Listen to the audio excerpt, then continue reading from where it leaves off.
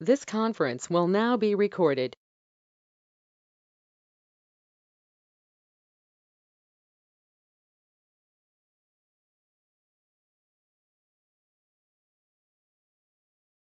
नमो नमः। परम आयुर्वेद आयोजित और पंचकर्मा महर्षि वैद्यराज त्रम गोगटे पुरस्कार प्राप्त चरक संहिता अध्ययन अध्यापन तद्विद्या संभाषा इस उपक्रम के 292 पुष्प में वैद्य महेश भुजबल और मैं वैद्य सारिका भुजबल उपस्थित सभी मान्यवरों का सहर्ष स्वागत करते हैं।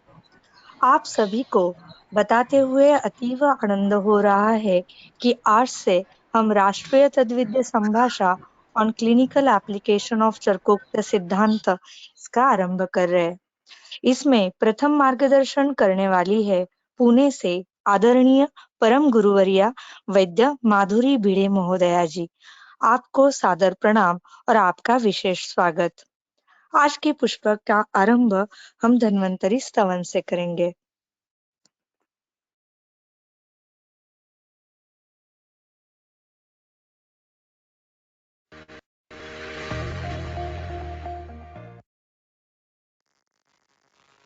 नमामि धन्वन्तरिमादिदेवम् सुरासुरैर्वन्दितपादपद्मम् लोके जरार भयमृत्युनाशनम् धातारमीशं विविधौषधीनाम्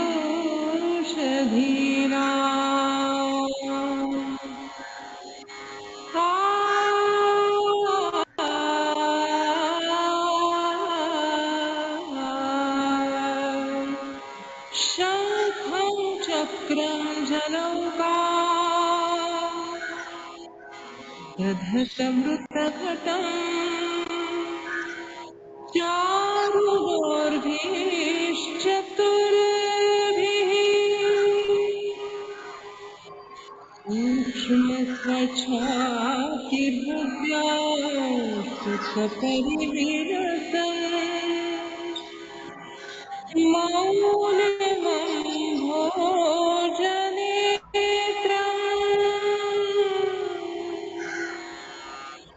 कालाभोदोज्ज्वलाङ्गम् कटितटविलसत् चारुपीताम्बराढ्यम्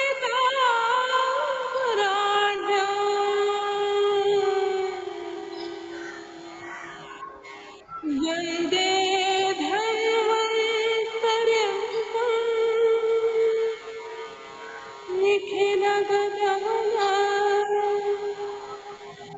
प्रौढदावाभिनीलम्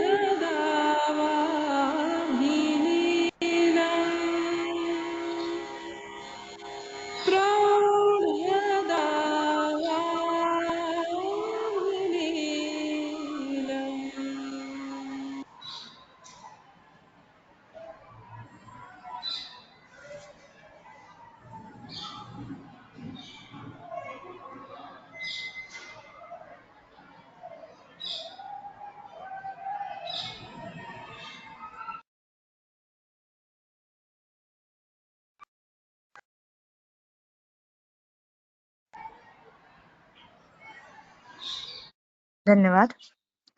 चरक संहिता ज्ञान का एक महासागर है। चरक संहिता में आचार्य चरक जी द्वारा निर्देशित सिद्धांत यानी आयुर्वेद की ऐसी नींव है जो सदैव हमें आदर्श जीवन शैली एवं शुद्ध चिकित्सा हेतु अग्रेसित करती है।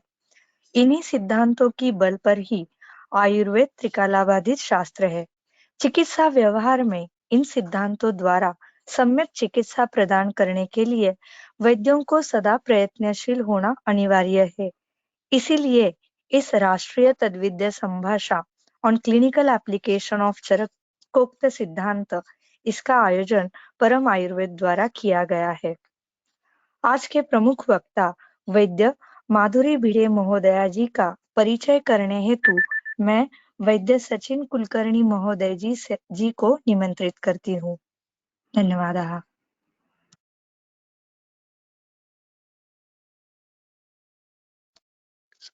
नमस्कार, मैं वैद्य सचिन कुलकर्णी परम आयुर्वेद द्वारा आयोजित इस चरक संहिता अध्ययन अध्यापन और तद्वित संभाषा में आप सभी का हार्दिक स्वागत करता हूं। वैद्य महेश भुजबल सर, वैद्य सारिका भुजबल मैडम और वैद्य महबूब पटेल सर के द्वारा संचालित यह उपक्रम आयुर्वेद के अभ्यासकों के लिए बहुत ही मार्गदर्शक है। आयुर्वेद के इस ज्ञान सागर में इस उपक्रम का परम महत्व है। आज हमारे बीच प्रोफेसर वैद्य माधुरी भेड़े मैडम व्याख्याता के रूप में उपस्थित है। मैं उनका स्वागत करता हूं और उनका अल्प परिचय आपको कराता हूं। आज के इस पुष्प में वैद्य भेड़े मैम हमें अप्लाइड एस्पेक्ट्स ऑफ सत्कार्यवाद फ्रॉम चरक संहिता निदान सन इस विषय पर मार्गदर्शन करने वाली है। वैद्य भेड़े मैम भारतीय विद्यापीठ आयुर्वेद महाविद्यालय पुणे में संहिता विभाग में प्राध्यापक और विभाग अध्यक्ष के रूप में कार्यरत है। मेरा यह परम भाग्य है कि मैं उनका विद्यार्थी भी रहा हूँ और अभी मैम के साथ उसी विभाग में काम कर रहा हूँ। मैम मेरी विभाग प्रमुख है। सत्कार्यवाद यह विषय इससे पहले भी मैंने उनसे सीखा था और आज परम आयुर्वेद के कारण यह विषय फिर से उनसे सीखने का मौका मुझे प्राप्त हुआ है।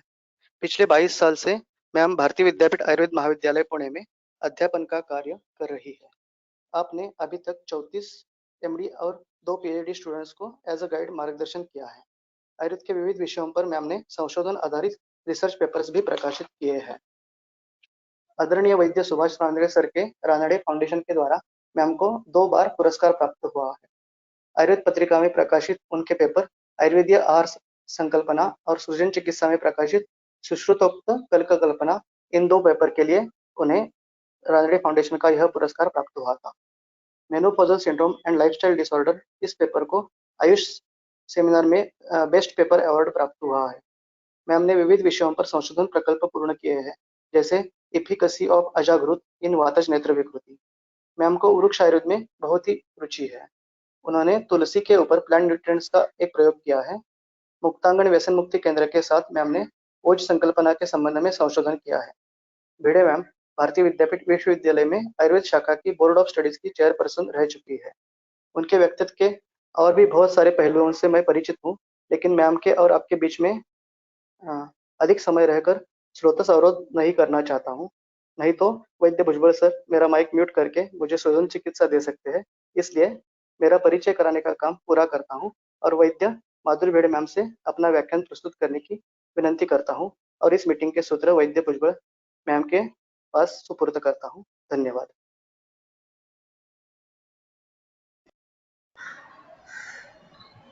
धन्यवाद। नमस्कार। पर्याप्त और अत्यंत सुंदर आपने परिचय महोदया जी का दिया है। अब और समय व्यतीत न करते हुए मैं आज के प्रमुख वक्ता आदरणीय परम गुरुवर्या वैद्य माधुरी भिड़े महोदया जी से अनुरोध करती हूँ, कृपया आज आप हमें अप्लाइड एस्पेक्ट कार्यवाद फ्रॉम चरक संहिता निदान स्थान इस विषय पर मार्गदर्शन करें। धन्यवाद। नमस्कार। आज इस परम आयुर्वेद के द्वारा जो 7वां साल अभी उनका चल रहा है तद्विद्य संभाषा का 7वां साल और 292वां पुष्प उनका आज का है। उस अवसर पर आज मुझे बोलने का मौका मिला है। तो सबसे पहले मैं वैद्य सारिका भुजबल और वैद्य महेश भुजबल इनका आभार प्रदर्शित करती हूँ, जो कि इस अच्छी वाली तद्विद्य संभाषा में मुझे शामिल कर दिया और आज मुझे इस विषय पर बोलने का उन्होंने एक मौका दिया है। वैद्य सारिका भुजबल और महेश भुजबल जिनको मैं अभी जानती हूँ, तो वो औषधि निर्माण, चिकित्सा, सौंदर्य प्रसाधन के कॉस्मेटिक प्रोडक्ट्स के निर्माण, हार्ड इस प्रकार से वो बहुत सारे काम एक साथ ही संभालते हैं। दोनों ही जो दाम्पत्य है उन्होंने मैंने देखा है कि वो बहुत ही लगन से और बहुत ही सिंसियरिटी से काम करते हैं। तो इसके लिए मैं उनको हार्दिक शुभकामनाएं देती हूँ इस अवसर पर और सारे लोगों के लिए मैं नवे वर्ष की बधाइयाँ देती हूँ। मैं बहुत आनंदित हूँ कि इस नवे वर्ष के पहले पुष्प में आज मैं मेरा ये विषय प्रस्तुत कर रही हूँ। तो आज का विषय है सत्कार्यवाद, जो कि सांख्य दर्शन ने बताया गया है। तो जिस प्रकार से सांख्य दर्शन ने शुरुआत में मंगलाचरण किया है, तो मेरी भी ये कामना है कि मैं भी उसी प्रकार से उस कपिल मुनि को मैं नमस्कार करती हूँ कि जिन्होंने ये सांख्य दर्शन रचा है। उस प्रकृति और उस परमात्मा को मैं सादर प्रणाम करती हूँ, और साथ ही मैं धन्वंतरी का जी का भी प्रणाम करती हूँ और मेरा ये व्याख्यान शुरू करती हूँ, जो कि अप्लाइड एस्पेक्ट्स ऑफ सत्कार्यवाद। तो जैसे सत्कार्यवाद हम कहते हैं, तो सत्कार्यवाद में स्टूडेंट्स को ऐसे लगता है, यहाँ पर मैं एक मेरा मत प्रदर्शित करना चाहती हूँ कि ये जो उपक्रम है, इस उपक्रम से आप यहाँ के जो स्टूडेंट्स हैं, जो विद्यार्थी हैं, जो ये देख रहे हैं, तो उनको ये बहुत ही अच्छा मौका है कि बहुत सारे दुनिया के वैद्य लोग जो है उनसे अपने विचार सुन पाए, उनकी जो राय है अलग से सूत्रों के अंदर छिपे हुए जो भी कुछ विश्लेषण है वो समझने का उनको मौका मिलता है। तो सचमुच वो बहुत ही आजकल के विद्यार्थी भाग्यशाली है। तो इस प्रकार से ये जो हिडन एस्पेक्ट्स है तो वो मैं बताना चाहती हूँ। जैसे कि सत्कार्यवाद कहा तो ऐसे लगता है कि एक बस असत अकारणात एक श्लोक है और उसके पीछे क्या है, इस प्रकार से बच्चों को स्टूडेंट्स को लगता है। लेकिन सत्कार्यवाद में बहुत कुछ अंदर छिपा है, और जितना भी हम प्रैक्टिकल एस्पेक्ट्स उसके देखेंगे तो वो चरक संहिता के साथ बहुत नज़दीकी से जुड़ गया है। ये मैं बताने का एक छोटा सा प्रयास करती हूँ। इसमें जो भी मैंने एप्लीकेशंस किए वो मेरे खुद के विचार है। तो जो भी यहाँ के देखने वाले वैद्य हैं, तो उनको अगर कुछ इसके बारे में पूछना है या बताना है तो मैं बहुत आनंद पूर्वक उनके साथ मेरे विचार ये शेयर करने के लिए तैयार हूँ। तो जैसे शास्त्रम ज्योति प्रकाशार्थम दर्शनम बुद्धिरात्मना ताभ्याम विषक सुयुक्ताभ्याम चिकित्सा न अपराध्यते। तो ये जो शास्त्र है वो सिर्फ एक ज्योति मात्र है, सिर्फ वो आपको रास्ता दिखाता है। और जो विषक है उसको मात्र उसके अंदर जितना भी उसके अंदर छिपा हुआ गहरा सारा शास्त्र है वो उस छात्र ने या उस वैद्य ने वो देखना है, और उसमें से उसने पूरा अर्थ उसका छान कर निकालना है। तो ऐसा अगर हमने किया तो ही हम चिकित्सा से परांगमुक्त नहीं होंगे और अच्छे यशस्वी चिकित्सक बनेंगे। तो ये सत्कार्यवाद भी इसी प्रकार से हमें काबिल और अच्छा चिकित्सक बनाती है। जैसे कि कारणम विषक विषक इति उत्तम अग्रे तस्य परीक्षा विषक नाम जो विषज्यति। तो जैसे कारण और कार्य, ये कार्य कारणवाद जो है वो दार्शनिक लोगों का बहुत ही एक प्यार का या पसंद आने वाला ऐसा एक विषय है। तो जिसमें सत्कार्यवाद ये सांख्यों ने बताया, वैसे वैशेषिक और बाकी बहुत सारे दर्शनकारों ने बहुत सारे प्रकार के कार्य कारणवाद बताए हैं। तो आयुर्वेद में हम कारण और कार्य में कार्य हम धातु साम्य कहते हैं, और कारण जो है वो विषक इति उत्तम अग्रे, तो इस प्रकार से उसकी परीक्षा है कि विषक नाम यो विषज्यति। तो कौन सा वाला श्रेष्ठ चिकित्सक है, तो जो सूत्र समझता है, सूत्र देखकर उसका अर्थ समझता है, और सिर्फ अर्थ समझकर ही नहीं लेकिन उसका एप्लीकेशन करता है, जो उसका प्रयोग करता है और धीरे धीरे प्रयोग करके जो कुशल बनता है। तो जो सिर्फ सूत्र ही नहीं लेकिन सूत्र के पीछे रहा हुआ प्रयोग और उसका एप्लीकेशन करके वो कुशल बन जाता है। तो सत्कार्यवाद का जो श्लोक है सांख्य दर्शन में लिखा हुआ, वो असत अकरणात उपादान ग्रहणात सर्व संभव अभावात शक्तस्य शक्य कारणात करणात कारण भावाच सत्कार्यम। ये तो आप सब लोग जानते ही हैं। इतने केवल छोटे से सीमित सूत्र रूप में बहुत सीमित अवस्था में ये बताया है, बट पूरी चरक संहिता जो है वो पूरी चरक संहिता ही इसका पूरा जो निर्देश हम कहते हैं, उद्देश्य और निर्देश, उस प्रकार से ये सिर्फ एक उद्देश्य है और बहुत बड़ा उसके पहले पीछे निर्देश बताया गया है। जैसे कि असत अकरणात जो है, तो जो भी कोई कारण है, कारण अगर सत नहीं है तो कार्य भी सत नहीं होगा। उपादान ग्रहण यानी जो भी हमें कार्य चाहिए तो उसके लिए उसी प्रकार का हमें उपादान भी चाहिए, यानी जो उसके इंग्रेडिएंट है या उपादान कारण है वो हमें उसी प्रकार से नियोजन करने हैं। सर्व संभव अभावात यानी सबसे सब बनाना मुश्किल मुश्किल है या नहीं बन सकता। सब से सब बनता नहीं है। शक्तस्य शक्य करणात्, यानी जिसमें शक्ति है, जिसमें पोटेंसी है, उसी से ही वो उस प्रकार का कार्य बनेगा। और कारण भावाच्च, यानी जैसा कारण है वैसा ही कार्य बनेगा। तो ये एक ग्रंथ में दी हुई एक व्याख्या है जो सत्कार्यवाद की। अब ये सत्कार्यवाद की व्याख्या जो है वो सांख्य दर्शन ने क्यों बनाई होगी? तो जैसे कि प्रकृति और पुरुष, ये दो तत्व उन्होंने द्वैतवाद जो बताया, तो उस दो तत्व में प्रकृति से ही, यानी त्रिगुणात्मक प्रकृति से ही ये पूरा सारा संसार निर्माण हो गया है, पूरी सृष्टि निर्माण हो गई है। तो जो कि हम दृश्य रूप में देखते हैं वो पंचमहाभूत दिखता है, और पंचमहाभूत से बनी हुई सारी हमारे सामने जो वस्तु है, जो जैसे हमारे द्रव्य है, आर्द्रक, गुड़ची एक्सेट्रा, जितने भी हमें सारे द्रव्य दिखते हैं वो सारे पंचमहाभूतिक है। फिर किसी स्टूडेंट को या किसी को ऐसा प्रश्न उपस्थित हो सकता है कि ये सारी सृष्टि त्रिगुणात्मक है, तो फिर उसका कारण कहाँ है? और कारण तो दिखता नहीं, जो कि प्रकृति बीज स्वरूपिणी है। तो इसलिए उन्होंने ये सत्कार्यवाद बताया कि जो भी कार्य आपको दिखता है, निश्चित ही उसके पहले कुछ ना कुछ कारण अस्तित्व में है, और इसी कारण के जैसा ही ये कार्य बना है। तो देखते हैं हम आगे इसके। तो इसी प्रकार से ये कपिल मुनि, इन्होंने ये सांख्य कारिका बनाई है, और उन्होंने ये प्रकृति जो सत है और त्रिगुणात्मक है, और उसी त्रिगुणात्मक प्रकृति से ये सारे तत्व आगे के निर्माण हो गए हैं, ये बताकर उन्होंने सत्कार्यवाद स्थापन किया है। अभी इसमें जो पहला बताया है असत अकरणात्, तो अगर कारण नहीं है तो कार्य भी नहीं होगा। तो सांख्य कारिका के 9वें सूत्र में उन्होंने बताया है, नहीं नीलम शिल्पी सहस्त्रेण अपि पीतम कर्तुम शक्यते।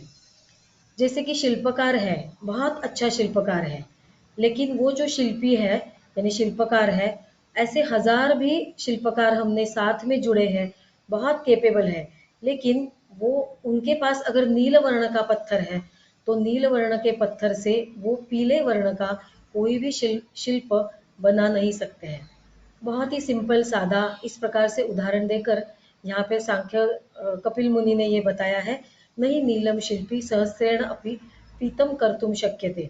तो जिस प्रकार का आपको कार्य चाहिए उसी प्रकार का आपको कारण लेने की बहुत जरूरत है, और यही उनका उपादान कारण है। जैसे कि और एक सूत्र में उन्होंने टीका में बताया है, वृत्ते एवं घटम उत्पाद्यते तंतुषु एव पटम इति एव कारणम उपादान ग्रहणम प्रतिनियमो अस्ति। यथा पीडनेन तिलेषु तैलस्य दोहनेन सौरभि येषु पयसा। तो जिस प्रकार से तिल से हम पीड़न करके तेल निकालते हैं, और सौरभि यानी गाय से जैसे दोहन करके हम दुग्ध निकालते हैं, मृत्तिका से घट निर्माण होता है, और तंतुषु एव पटम यानी पट जो है वो सिर्फ तंतु से ही निर्माण हो सकता है। इस प्रकार से उपादान ग्रहण यानी जैसा हमें कार्य चाहिए उसी प्रकार का कारण हमें चुनने की बहुत आवश्यकता है। तो मुझे ऐसा लगता है कि ये एक प्रकार से गणित के जैसा है। तो जिस प्रकार से गणित है कि 2 और 2 मिलकर 4 ही होने वाले हैं, उसी प्रकार से ये सारी जो व्याधि है और ये सारी जो चिकित्सा है, ये एक प्रकार से गणित की जैसी ही है कि जैसे 2 और 2 मिलकर 5 नहीं होंगे, वैसे ये सारे जो व्याधियों में हेतु बताए हैं, तो उन हेतुओं के कॉम्बिनेशन से उसी प्रकार का व्याधि बनेगा, और उसकी चिकित्सा करते हुए धातु साम्य बनाते हुए, यानी हेतु जो है वो कारण है और व्याधि जो है वो कार्य है। उसी प्रकार से जब हम चिकित्सा देते हैं तो चिकित्सा देते हुए जो औषधि है वो कारण है, और जो धातु साम्य है या व्याधि परिमोक्ष है वो कार्य है। तो इसलिए जैसा हमें शरीर चाहिए वैसा हम आहार की चुनौती करते हैं। तो वही सूत्र यहाँ पर उन्होंने बता दिया है। यही यहाँ पे बताया है इस स्लाइड में, कारण ये हेतु है, कार्य ये व्याधि है। तो जैसे कि कार्य और कारण इनका जो संबंध है, तो हेतु और कार्य यानी व्याधि, इनका यहाँ पर एक अविनाभाव संबंध यहाँ पर दिखाया गया है। अभी अगर हमने ये निदान और चिकित्सा, ये जो सत्कार्यवाद है, ये हम नैदानिक रूप से और चिकित्सा रूप से, इसके ये 2 पहलू हम यहाँ पर अच्छी तरह से देखने वाले हैं।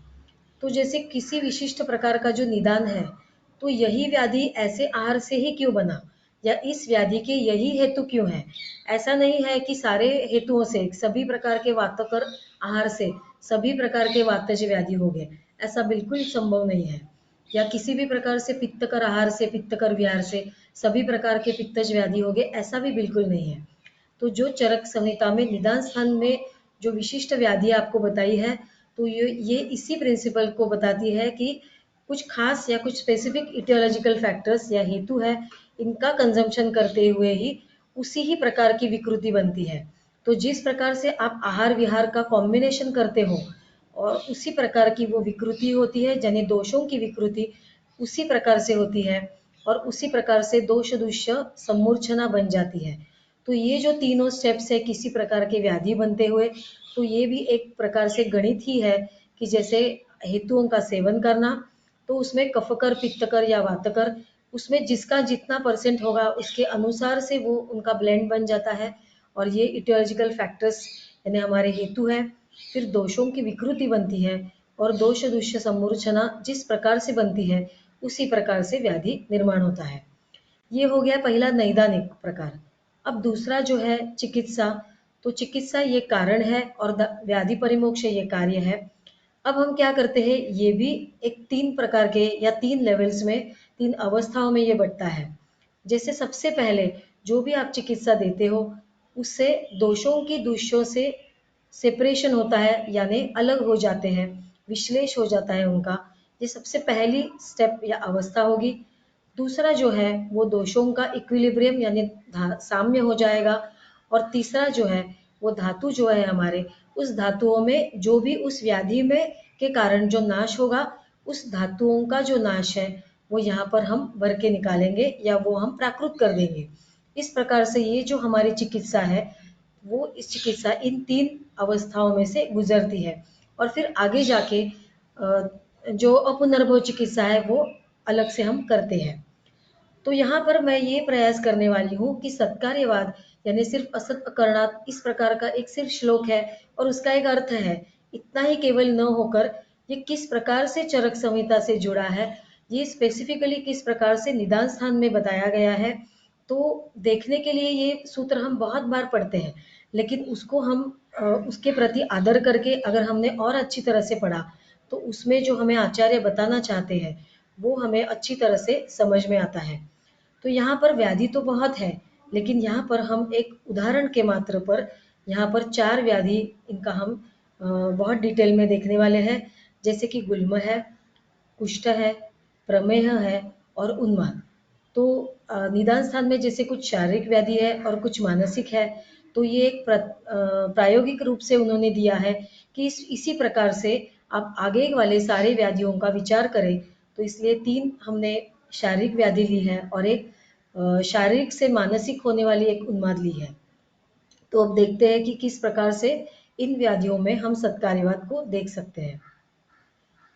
तो सबसे पहले इसमें जो वातज गुल्म है, अगर वातज गुल्म का हमने हेतु और संप्राप्ति देखा, तो उस संप्राप्ति में उपादान कारण, ये जो हमें देखना है, उपादान कारण यानी इस प्रकार का विशेष शरीर होगा तो ही इस प्रकार की संप्राप्ति बनेगी।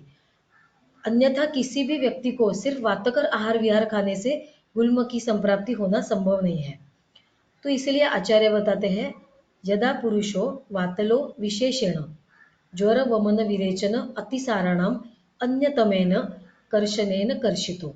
अब ये जो येलो पीले रंग का जो हाईलाइट करके बताए हैं अक्षर, तो ये हर बार ये 2 जो शब्द हैं वो हर बार निदान स्थान में आते हैं।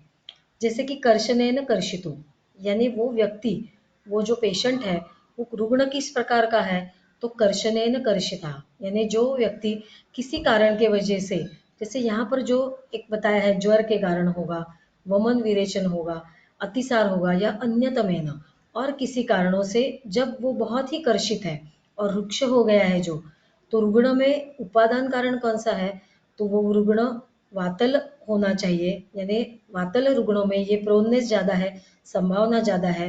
और साथ में ही जब उस व्यक्ति को विविध प्रकार के बीमारियां हैं, जैसे हाल ही में कोविड भी हो गया था बहुत सारे लोगों को, तो किसी कारणवश जब वो व्यक्ति बीमार हो गया है और दीर्घ बीमारियों से जब वो कर्षण से कर्षित हो गया है, तो ये हमारा है उपादान कारण। ये उपादान कारण विशेष था, उसमें उस उपादान कारण वाले व्यक्ति ने अगर इस गुल्मकर हेतु यानी वातकर हेतु सेवन किए तो ही उसे गुल्म होता है। तो यहाँ बताया है वातलम आहारम आहरति, ऐसा व्यक्ति वापस से वातल कर आहार लेता है। वमन विरेचन के अतियोग के बाद या अतिसार के बाद में जो चिकित्सा बताई है, तो अपुनर्भव चिकित्सा अगर उस रुग्ण ने की है तो निश्चित ही उसने बहुत निरामता आने के बाद और लब्ध बल आने के बाद घृतपान वगैरह किया है या ब्रूहण लिया है बहुत बाद में, तो उसको ये संभावना नहीं होगी। लेकिन वो कर्शने न कर्षित है और फिर ऊपर से वातल आहार ले रहा है, या तो शीतम व विशेषण अतिमात्रम, शीत आहार ले रहा है ऐसा व्यक्ति, ऐसा उपादान कारण वाला। या यहाँ पर एक खास और बात बताई है, जैसे कि अस्नेह पूर्वे वा वमन विरेचने पिबती। अब ये जो खासियत है चरक संहिता में, ये जो दो शब्द है ये मैंने और ज़्यादा कहीं नहीं पढ़े हैं, यानी दिखते नहीं है ऐसे, सिर्फ चरक संहिता निदान स्थान में ही ये खास करके बताया गया है।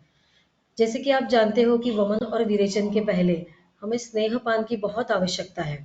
स्नेह के फायदे तो आप जानते हो, लेकिन उससे भी नुकसान देने वाला, यानी वो दोषों को मार्दव देगा वो तो है ही, लेकिन उस स्नेह के कारण हमारे जो आमाशय या तो अन्नव स्रोतस है वो थोड़ा सा मृदु होकर उसके ऊपर एक स्नेह जमता है। लेकिन यहाँ पर हमने क्या किया, तो आचार्यों की सूचना नहीं फॉलो की और हमने क्या किया, स्नेहन नहीं दिया। और बिना स्नेहन के अगर रुग्ण ने किसी वमन या विरेचन ले लिया और वो भी अपनी मर्जी से बिना वैद्य को बताते बार बार ये ले लिया, तो वहाँ पे क्या संभावना होगी, तो वहाँ पे और ही रुक्ष बढ़ेगा। रुक्ष बढ़ने के बाद जो उसका अन्नव स्रोतस है, उस अन्नव स्रोतस में उसके एक प्रकार से क्षोभ हो जाएगा।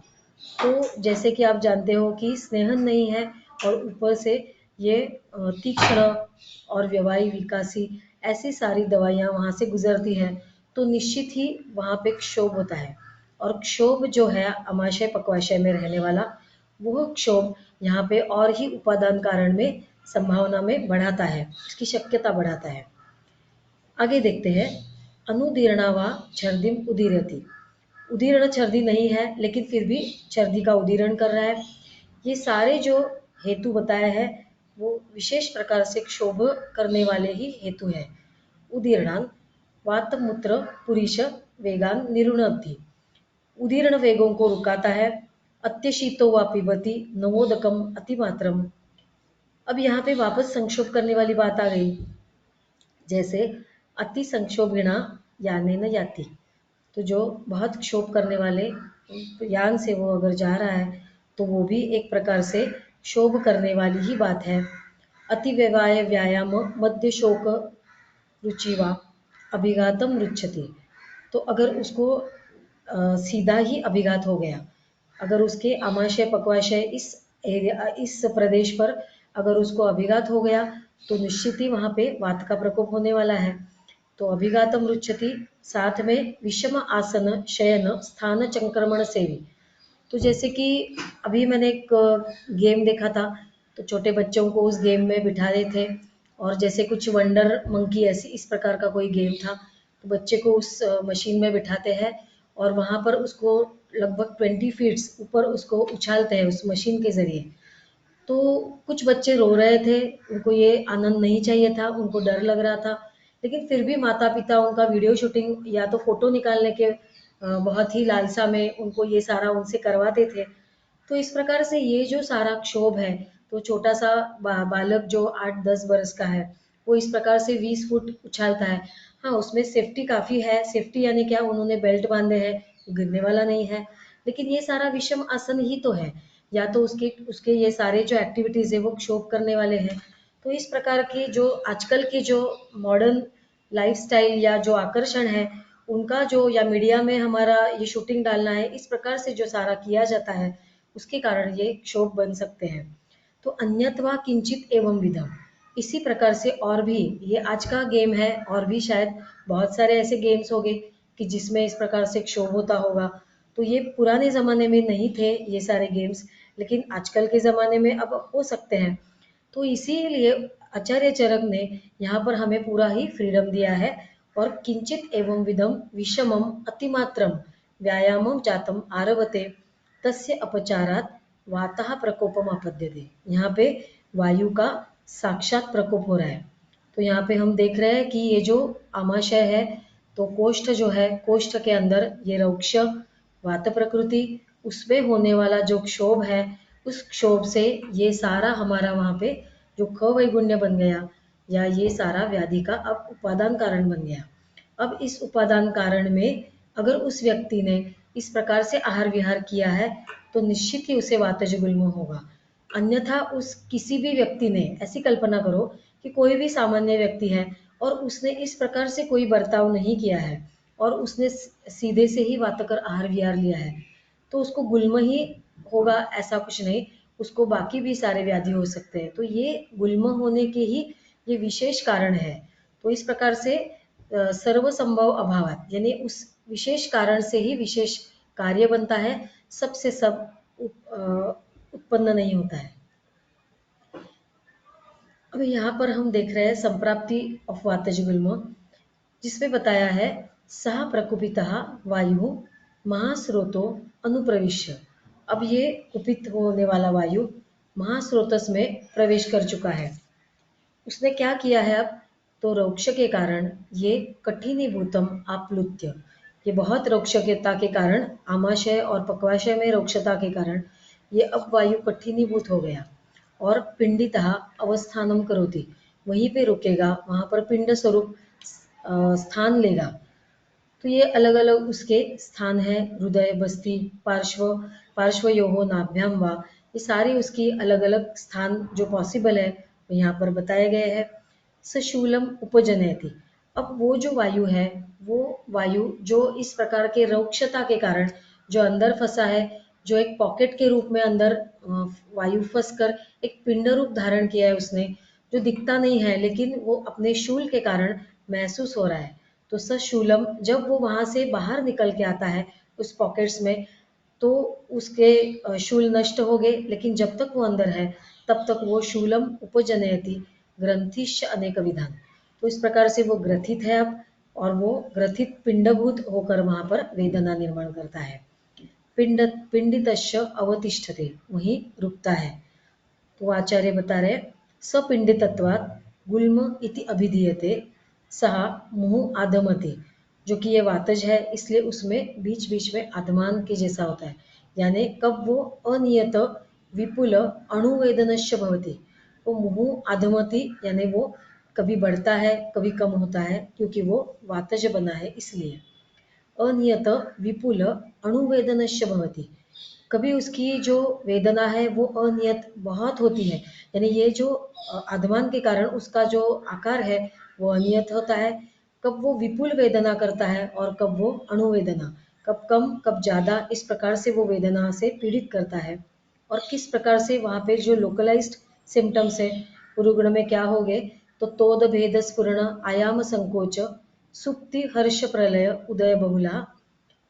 तो इस प्रकार से उसमें सार्वदेहिक और यहाँ पर लोकल ऐसे वेदना उसको हो गए। तदा आतुरः सूचि एव शंकु एव च अभिसंविदम आत्मानं मन्यते, उसे ऐसे लग रहा है कि कोई सूची से वहाँ पर तोद के जैसा वहाँ पर एक चुभन जैसी उसको फीलिंग रहती है। उसी प्रकार से प्लीहा आटोप अंत्रकुजन विपाक उदावर्त अंगमर्द मन्या शिर शंख शूल उपद्रवंती। तो अनेक प्रकार के ये सारे जो व्याधि है वो सार्वदेहिक और उस जगह के स्थानिक उसको वेदना होकर ये वातज गुल्म उसमें बन जाता है। अब हम आगे देखेंगे तो आचार्य ने जो पित्तज गुल्म बताया है, तो पित्तज गुल्म में भी वही संप्राप्ति है।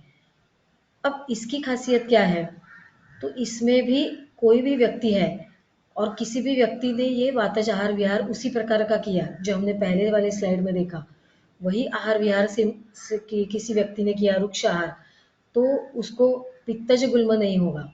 यहाँ पर गुल्म ही उसे नहीं होगा, लेकिन यहाँ पर जो बताया है कर्षित पुरुष इस उपादान कारण, वापस से वो जो संप्राप्ति या वो जो उपादान कारण बताया था कि उसी प्रकार से वो पुरुष कर्षित होना चाहिए, वैसे ही उसने पहले से बहुत दिन से, अगर आपने हिस्ट्री ली पेशेंट की, तो बहुत दिन से अलग अलग कारणों के वजह से उसकी जो जीवन शैली है या उसकी जो हिस्ट्री में जितने व्याधि है उनके कारण वो पहले से कर्षित है, या तो बहुत सारे लोग बहुत यानायान करते हैं और बहुत प्रवास करते हैं, ऐसे कुछ खास कारणों के वजह से या लंघित है, ऐसे कारणों के वजह से उनके शरीर में पहले से ही उपादान कारण बन चुका है। अब ऐसे उपादान कारण बनकर या उन्होंने क्षोभ वाले जो आहार विहार सेवन किए हैं, तो ऐसे क्षुभित आमाशय पक्वाशय को करने के बाद फिर अगर उन्होंने पित्तकर आहार सेवन किया तो ही उन्हें पित्तज गुल्म होगा। छात्रों को लगभग क्या लगता है कि पित्तज वातज कफज गुल्म में हर बार जब वायु का आहार से वातल आहार सेवन करते हैं तो वातज गुल्म होगा, सिर्फ पित्त का आहार करते हैं तो पित्तज गुल्म हो गया। तो ऐसा नहीं है, यहाँ पर दो चीज़ों की मिलावट है। यहाँ पर पित्तज गुल्म है, तो ये जो बेसलाइन गुल्म है उस गुल्म होने के लिए उस व्याधि विशेष या उस प्रकार का ही उपादान कारण होगा, उस प्रकार का ही शरीर होगा, और फिर उस व्यक्ति ने ये जो पित्तकर सारे आहार विहार सेवन किए तो ही उसे पित्तज गुल्म होने वाला है, वरना उसको कोई भी दूसरा पित्तकर पित्तज व्याधि हो सकता है। जैसे कि मैंने पित्तज आहार विहार सेवन किया है और मैंने ये सारे जो उपादान कारण नहीं सेवन किए, तो फिर शायद मुझे पित्त के दूसरे व्याधि हो गए, किसी को विसर्प होगा, किसी को और कोई व्याधि बन जाएगी पित्त के, तो पित्तज गुल्म ही क्यों होगा। तो जब हम उसको पित्तज गुल्म कहते हैं तो ये दो स्टेप में बनता है। पहले व्याधि जो रुग्ण जो है वो गुल्म की अवस्था के लिए स्पेशल जो उसके हेतु बताया है वो पहले वो सेवन करता है, जिससे उसका शरीर उस प्रकार से खवैगुण्य बन जाता है, और उस खवैगुण्य वाले आमाशय पक्वाशय में फिर से वो अगर पित्तकर आहार विहार सेवन करता है तो उस आमाशय में ये पित्त स्थान लेकर वहाँ पर पित्तज गुल्म बन जाता है। तो ये गौर करने जैसी बात है कि हर बार चरक संहिता निदान स्थान में इस प्रकार से ही आचार्य ने दिया है, तही एवतु, यानी तही एवतु यानी उसी प्रकार से उसी रुग्ण ने ऐसे ही उन्हीं हेतुओं से कर्षण ही कर्षितस्य, यानी वही किसी कर्षित मनुष्य ने अगर अम्ल लवण कटुक क्षार उष्ण तीक्ष्ण शुक्त व्यापन्न मध्य हरित हरितक फल अम्ला नाम, तो ये तो सारे आपको पता ही हो गए अम्ल फल वगैरह, लेकिन ये सारे अम्ल फल मैंने सिर्फ सेवन किए तो मुझे पित्तज व्याधि होगा, बट मैंने इस बैकग्राउंड पे सेवन किए तो ही मुझे पित्तज गुल्म होगा। विदाहिनाम च शाकधान्य मांसादीनाम उपयोगात अजीर्ण अध्यशन रौक्ष अनुगते।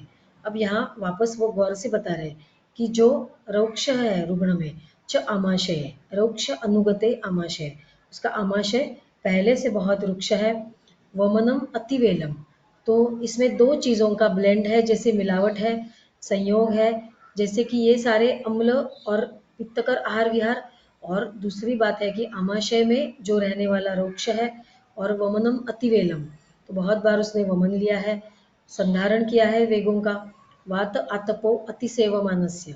अब यहाँ पर वात तो है ही और साथ में पित्तकर होने के लिए आतप भी है, इस प्रकार से जो दोनों का सेवन करेगा वहाँ पर पित्तम सह मारुतेन प्रकोपम आपद्यते, तो पित्त और वात, तो यहाँ पर जो मारुत है वो सबसे पहले उपादान कारण जो पहले श्लोक से हम देख रहे हैं वो वैसा ही है, और साथ में उसको संयोग देने वाला जो है वो पित्त है। आगे देखते हैं।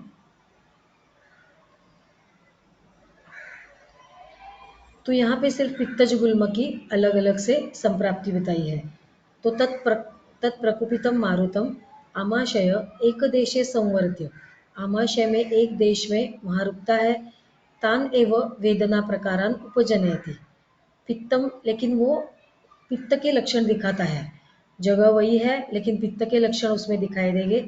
विदहति उक्षौ रुद उरसी कंठे विधयमाना, तो इसमें दो चीज़ है पित्त और वात, इसलिए उसमें विदाह तो होगा। सधूमम अपि अम्लान्वितम उद्गीरयति, तो ये सारे आपको लक्षण जैसे पता है, तो उद्गार हो गए, अम्लोद्गार हो गए। अब ये जो लोकलाइज सिम्टम्स है इसमें कार्य कारण भाव जो देखते हैं उसमें कारणभूत वात तो है ही, लेकिन वहाँ पर पित्त भी कारण है, इसलिए दो कारण है यहाँ पे, इसलिए गुल्म अवकाशश्च अस्य दह्यते दूयते दूप्यते। तो कुछ उन्होंने लोकल सिम्टम्स बताई है, जैसे उष्मायते स्विद्यति, वहाँ की जो लोकल जगह है वहाँ पे उष्मायते उष्माधिक्य होता है, स्वेदन होता है। वो जो गुल्म का प्रदेश है वो पसीने से पसीना रहता है और वहाँ पे शैथिल्य रहता है, क्योंकि पित्त के कारण आप जानते हो कि वहाँ पे क्लेद रहेगा। खासियत ऐसी है कि पहले हमने आदमान देखा था, अब यहाँ पर स्पर्शा सहत्व है, अल्परोमश्च भवति, और साथ में ये हो गए लोकल सिम्टम्स और ये हो गया सार्वदेहिक सिम्टम। तो सार्वदेहिक जो लक्षण है उसमें पित्त अपना तो रंग जमाएगा, जैसे कि ज्वर, भ्रम, यहाँ पर पित्त ज्वर, भ्रम, दवथु, पिपासा, गलतालु, मुख शोष, प्रमोह, विडभेद। अब ये पित्त अपना सरगुण है, वो विडभेद दिखाएगा। पहले हमने मलावष्टम्भ हम देख सकते हैं वातज में, एनम उपद्रवंती हरित हरिद्रत्वक नख नयन वदन मूत्र पुरीशस्य भवति।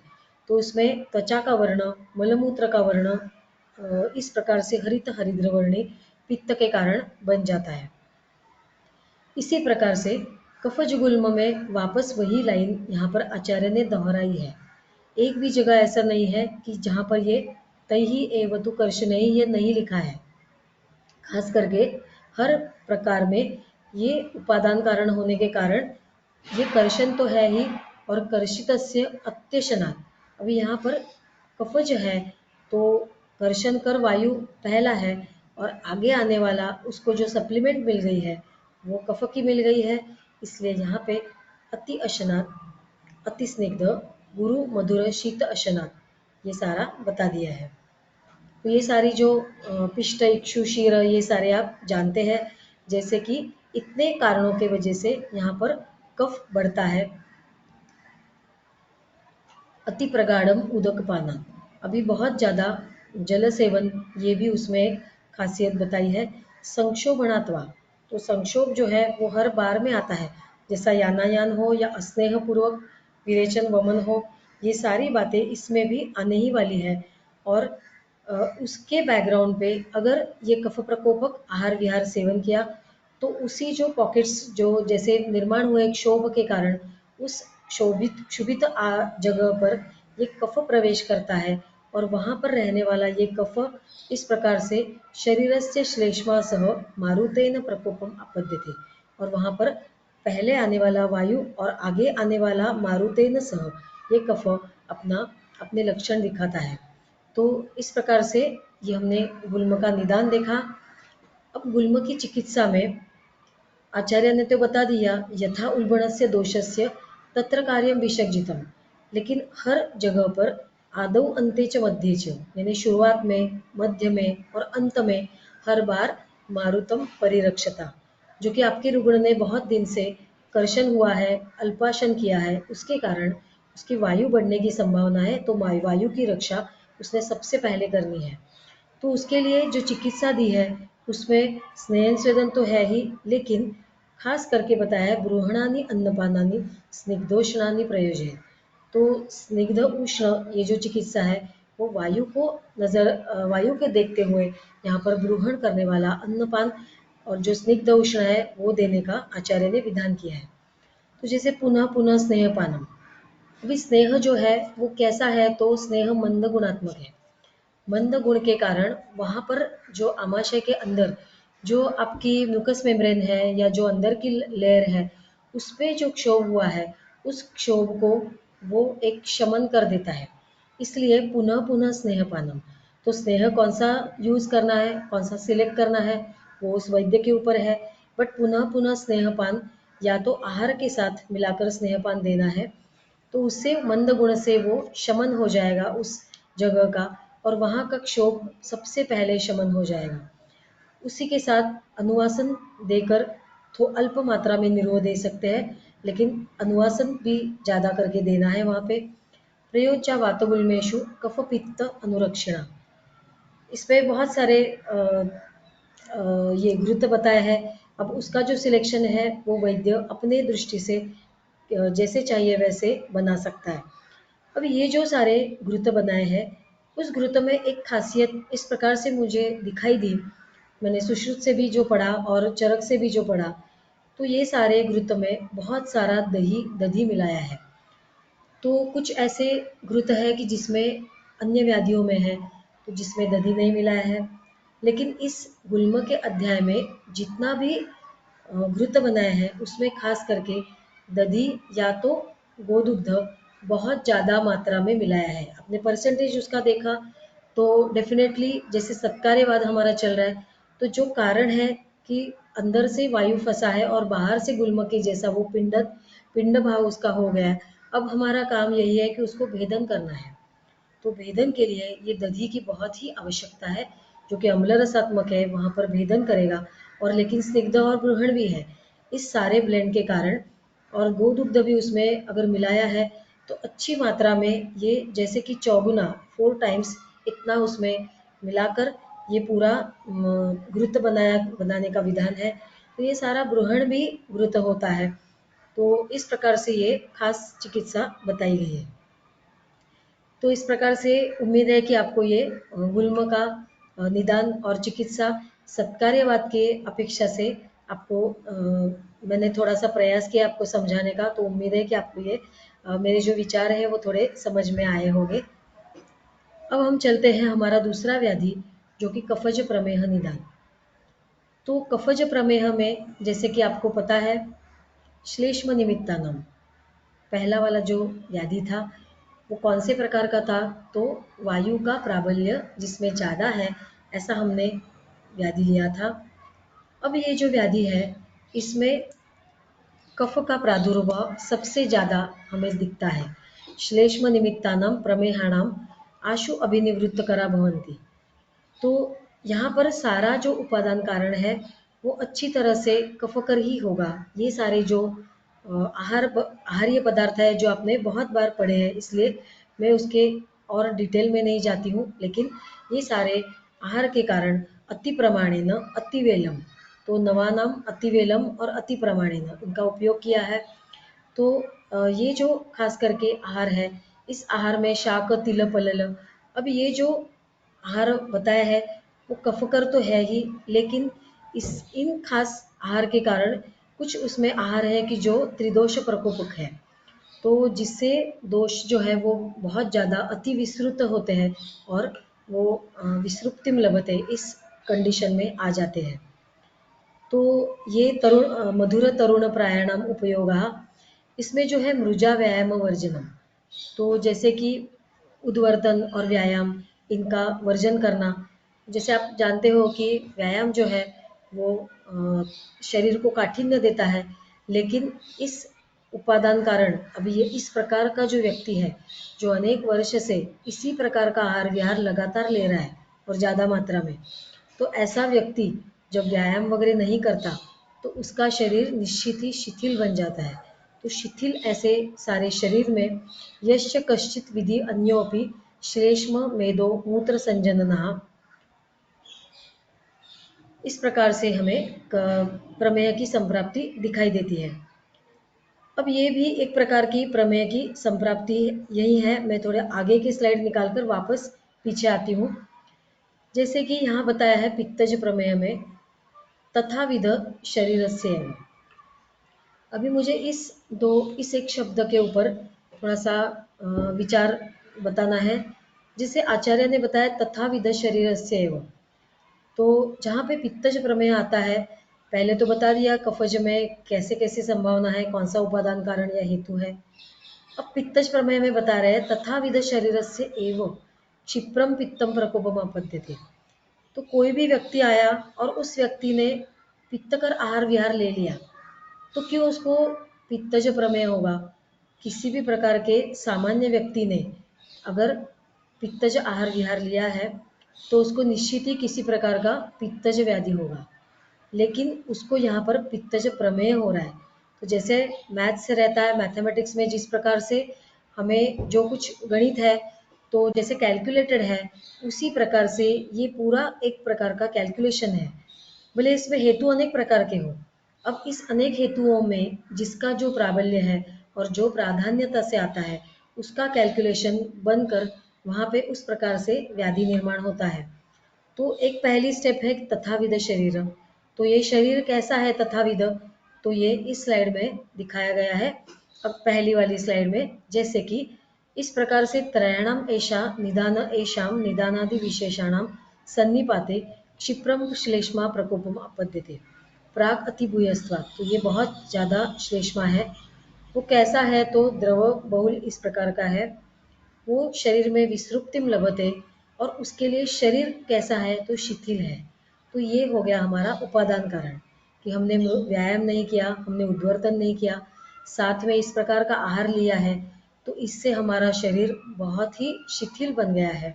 अब इस शरीर शिथिलता में, इस उपादान कारण में, ये जो मेद है, उस मेद के साथ ये कफ मिश्री भावम गच्छति, और ये मेदसश्चैव बहु अबद्धत्वात्, बहुत ज़्यादा है, अबद्ध है, और इस प्रकार से समान गुण होने से वो अच्छी तरह से पूरा शरीर में विस्तृप्त होता है। तो स विकृतो दुष्टेन मेधसा उपहिता शरीर क्लेद मांसाभ्याम संसर्गम गच्छति। तो ये जो इसमें भी वापस दो स्टेप्स आते हैं। सबसे पहले ये सारा तथाविध शरीर है। इस प्रकार का जो शरीर है, जो लगातार कफ शिथिल और मेद बहुल, क्लेद बहुल, ऐसा सारा शरीर है। तो शरीर क्लेद जो है वो मूत्र व स्रोतस में जाता है, और वहां पर आपको पता है कि ये प्रमेय का प्रादुर्भाव बनता है। फिर इसी प्रकार से तथाविध शरीर से एव, तो एव यानी उस प्रकार के ही शरीर में जब ये पित्तकर आहार विहार जाएगा, तो कटु अजीर्ण भोजन उपसेविन तथा अति तीक्ष्ण आतप अग्नि क्रोध विषम आहार उपसेविनश्च तथाविध शरीर से एव क्षिप्रम पित्तम प्रकोपम आपद्यते।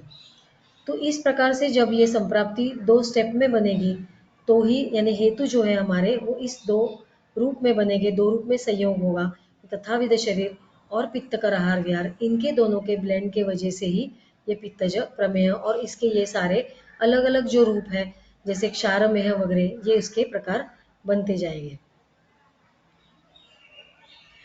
अब आ गया वातज प्रमेय। वातज प्रमेय में भी इसी प्रकार से वापस आचार्य बताते हैं तथाविध शरीर से एव। तो ये जो दो शब्द है, ये हर प्रकार में उन्होंने स्पेशल हाईलाइट करके आपको बताया है कि किसी भी प्रकार का सिर्फ वातज आहार विहार किया है तो उसको प्रमेय नहीं होगा। लेकिन इस प्रकार से हाँ, प्रमेय के दो प्रकार होते हैं, हम दूसरे प्रकार में नहीं जाएंगे। संतर्पणजन्य जो प्रमेय है उस प्रकार में हम यहाँ पे जा रहे हैं। तो संतर्पणजन्य प्रमेय में सबसे पहले, अगर उस व्यक्ति ने बहुत वर्ष तक इस प्रकार का आहार विहार कफकर किया है और अब उसका शरीर उपादान कारणभूत बन गया है, और ऐसे शरीर में उसने हाल ही में इस प्रकार का आहार सेवन किया, तो जैसे हम दो प्रकार की हिस्ट्री लेते हैं, हिस्ट्री में बहुत वर्ष से वो कैसा आहार ले रहा था और गए एक दो वर्ष में अब उसकी लाइफस्टाइल क्या है, ये दोनों बातें हम पूछते हैं।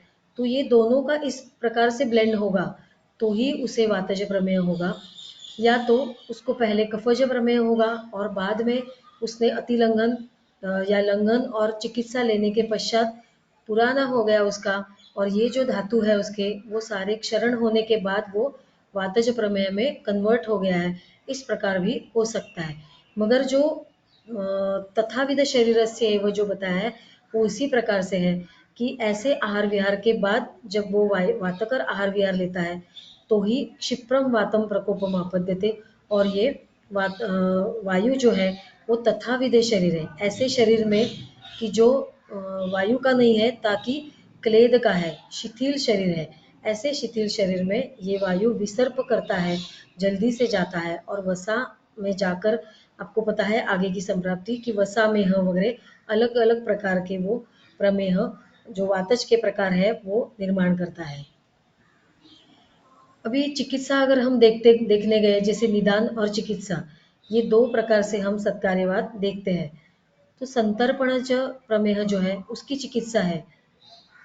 अब हमारा जो उपादान है वो है तथाविध शरीर, तो सिर्फ आगे वाली चिकित्सा करके का फायदा नहीं है, लेकिन ये तथाविध शरीर जो है उसको भी हमें क्लियर करना है या उसको भी हमें ठीक करना है। इसके लिए आचार्य ने ये सारी द्रव्य बताया है, जो कि पटोल, निम्ब, त्रिफला, इन सारे जो द्रव्य है इसमें तिक्त रस बहुत ज़्यादा है, और तिक्त रस जो है वो वायु आकाश महाभूत प्रधान है, जिसमें क्लेद बिल्कुल नहीं है। तो इन कारणों की वजह से जो हमारा शरीर मेद क्लेद बहुल और जल महाभूत बहुल है, अब वो कैसा हो गया, थोड़ा सा रुक्षता की तरफ या थोड़ा सा क्लेद कम हो गया, इतनी अवस्था में वो आ गया। ये सारे जो द्रव्य है वो इसी प्रकार से फोकस किए हैं। तो जैसे तृणधान्य है या अश्वत्थ है, दारू हरिद्रा है, तो आहार विहार जो सारा बताया गया है, आप जानते हो कि यव जो है वो रुक्षता पूर्वक, तो ये अतिरिक्त जो क्लेद है यानी हमारा तथाविध शरीर इस कारण के वजह से पहले कम होगा और साथ में हमें उसकी चिकित्सा द्रव्य के रूप में उसको देनी है। अब तेल जो बताया वो सरसप, अतसी, शूल्य मांस है जिसमें बिल्कुल क्लेद नहीं है, पृष्ठ यव, व्यायाम है और उद्वर्तन। तो अब हम जो हमारा आगे का व्याधि है, तो उस आगे के व्याधि में हम देखते हैं कि ये 4 जो व्याधि है वो एक उदाहरण मात्र है कि किसी भी व्यक्ति को किसी भी प्रकार से ऐसे हेतु कोई भी सेवन करके व्याधि नहीं होगा, तो उसके लिए कुछ ना कुछ एक अपने कैलकुलेशंस है। तो जैसे कि कुष्ठ का निदान जो है, कुष्ठ के निदान में कुछ खास बातें आचार्य ने हमें बताई है। जैसे कि ये जो बात है शीत उष्ण व्यत्यास, तो कोई व्यक्ति, ये एक अलग से हेतु है, अब तक हमने ये हेतु नहीं देखा, लेकिन अब यहाँ पर हेतु जो है वो भी बहुत स्पेसिफिक है। जैसे मैंने शीत आहार किया या विहार किया और अचानक से उष्ण आहार विहार लिया, तो शीत उष्ण व्यत्यासम अननुपूर्व, यानी किसी नियम के अनुसार नहीं किया, मैंने नियमों का उल्लंघन किया और अपने मर्जी से मैंने अचानक से धूप में से आकर मैं जल में गई, तो ऐसे मैंने व्यत्यास अचानक से किया नियम को नज़रअंदाज करते हुए। तो इस प्रकार से करने के बाद ये उसका खास उपादान कारण या हेतु ऐसा बताया कि जिससे हमारी त्वचा शिथिल होने वाली है। अब ये जो कुष्ठ है उस कुष्ठ में उपादान कारण खास करके त्वचा शिथिल होना ये है, क्योंकि देखो दोष जो है वो अलग अलग कारणों से बढ़ते हैं। किसी के जो दोष है वो अर्श में जाएंगे, किसी के दोष है यानी अलग अलग आहार विहार से दोष तो बनते हैं शरीर में। अब ये जो दोष है वो किसी को ख वैगुण्य अगर गुद प्रदेश में है तो वो अर्श के रूप में जाएंगे, लेकिन ऐसी संभावना है कि नहीं है कि हर एक रुग्ण में अर्श होगा। तो कुष्ठ के लिए जो खास बातें हैं जैसे कि त्वचा का ये शीत और उष्ण उसका स्पर्श जो है वो उसका रूल्स फॉलो न करते हुए सेवन करना, जिससे वो त्वचा सबसे पहले शिथिल बनती है और वो कुष्ठ का उपादान कारण बनती है। क्योंकि ये जो शिथिल त्वचा है उस शिथिल त्वचा में ये दोष अंदर जाके छिपते हैं, वहाँ पर वो अपना स्थान जमाते हैं। तो ये इसलिए आचार्य ने खास हेतु बताया है। तथा संतर्पण अपतर्पण अव्यवहार्य व्यत्यासम, ये जो आहार बताया है मधु फाणित मत्स्य, अब ये आहार जैसे कि लकुच फल, ये खास आहार है कि जो अभिसंधि है, बहुत क्लेदकर है और त्रिदोष वर्धन इस कैटेगरी में जाने वाले इस प्रकार के ये खास आहार ये पदार्थ बनाए बताया है।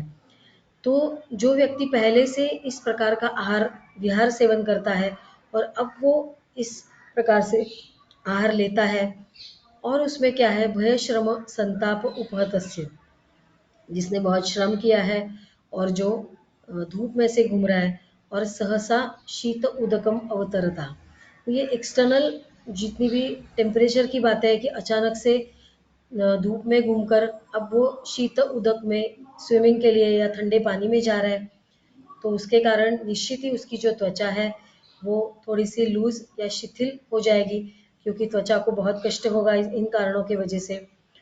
और भी ये हो गया उसका लोकल हेतु कि जो खास करके कुष्ठ ही उस व्यक्ति को होने वाला ये साक्षात उसका कारण बन जाएगा, इस प्रकार का ये हेतु है। और भी सार्वदेहिक जो दोष है बढ़ाने वाली बातें वो भी आचार्य ने फोकस की है। जैसे छर्दिम च प्रतिघ्नता स्नेहांश अतिचरता त्रयो दोषाः युगपत प्रकोपम अपद्यन्ते, इसमें तीनों दोष जो है वो एक साथ में प्रकोप होते हैं। अब उसमें खास उपादान कारण की बात यह है, आचार्य वहीं पर निदान स्थान में बताते हैं त्वग आदयः चत्वारः शैथिल्यम अपद्यन्ते। तो ऐसी कल्पना करो कि मैंने ऐसा आहार विहार सारा ले लिया, ये जो ऊपर वाला बातें बताई है इस प्रकार का आहार मैंने ले लिया, लेकिन मैंने कोई ऐसा व्यत्यास नहीं किया, मगर और साथ में मैं उद्वर्धन कर रही हूँ, मैं व्यायाम कर रही हूँ और मैं बार बार दोषों का शोधन कर रही हूँ। तो इस प्रकार से अभ्यंग करने के वजह से मेरी जो त्वचा है वो अच्छी तरह से यानी संघात उसका अच्छा है और वो शिथिल नहीं है। तो फिर क्या होगा, इन आहार्य पदार्थों की वजह से दोष तो दूषित हो गए ही, क्योंकि आहार ऐसा है कि दोष तो दूषित होने ही वाले हैं, लेकिन वो त्वचा में नहीं जाएंगे, क्योंकि त्वचा में अब शैथिल्य ही नहीं है। इसलिए वो त्वचा में न जाकर दूसरा उसको जो उपादान कारण मिलेगा, उस दूसरे उपादान कारण में वो अंदर वहाँ वहीं जाकर वो स्ट्राइक हो गए, वहाँ अपना रैन बसेरा या स्थान संशय करेंगे और वहाँ पे वो अपना व्याधि दिखाएंगे। तो इसलिए त्वक आदया चत्वारः शैथिल्यम आपद्यन्ते, ये उपादान कारण यहाँ पर आचार्य चरक आपको बता रहे हैं कि त्वचा में त्वचा मांस ये जो सारे धातु खास करके कुष्ठ के लिए बताया है, उसमें जब ये शैथिल्य होगा तो शैथिल्य के बाद जब ये तीनों दोष बढ़ेंगे और वो उसमें जाते हैं, तो बताया है तेषु शिथिलेषु दोषाः प्रकुपिताः स्थानम अधिगम्य। अब वो वहीं पर स्थान जमाते हैं, क्योंकि आपने ये जो दोष बड़े हैं उनको शोधन नहीं दिया, न उनको वमन दिया, कभी उसको विरेचन नहीं दिया, और अब वो स्थान में गए हैं, वहीं पे वो रह रहे हैं, क्योंकि वो जो त्वचा है वो शिथिल है, इसलिए उनको अच्छे से जगह मिल गई है, वहीं रह रहे हैं। स्थानम अधिगम्य संतिष्ठमानः, वहीं पे वो रुके हैं। तान एव त्वगादीन दूषयन था। तो अब यहाँ पर आपका हो गया दोष दुष्य समूर्छना, क्योंकि ये दोष पड़े हैं और वो वहाँ पर जाकर त्वग आदीन दूषयन था, वहाँ उसको जगह है, जगह में वो उन्होंने दूषित की धातुओं को, और कुष्ठानी अभिनिवर्तयन थी। अब और एक टीका में चक्रपाणी जी ने एक और अच्छी प्रकाश यहाँ पर अच्छा डाला है, जैसा कि स्थानम अधिगम्य इति कुष्ठ जनन अनुगुणम शिथिल त्वगादि स्थानम प्राप्य। तो कुष्ठ जनन अनुगुणम शिथिलत्व आदि स्थानम, यानी कुछ स्थानम इति जनयितव्य कुष्ठ शरीर देशम, तो वहाँ पे रुकता है, यानी कुष्ठ के उस प्रदेश में रुकता है।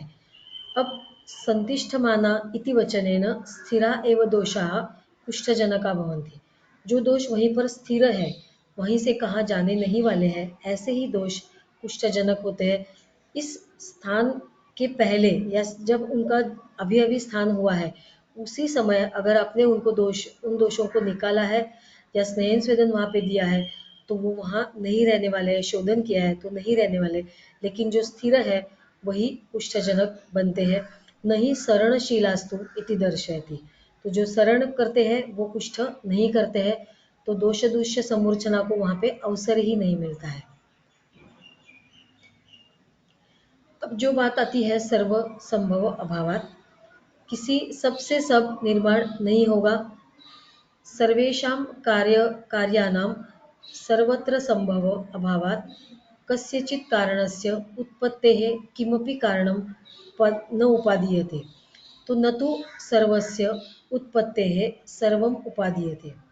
ये जो बताया है इसके अनुसार जो कुष्ठजनक हेतु है वो छोड़कर बाकी दोष बढ़ाने वाले बहुत आहार है, यानी आचार्य यहाँ पर वापस स्ट्रेस देकर बताते हैं कि जो कुष्ठजनक हेतु है और ऐसे आहार विहार की जो त्रिदोषक भी है और कुष्ठ भी जनन करते हैं, ऐसे ही आहार से कुष्ठ का उत्पादन होगा।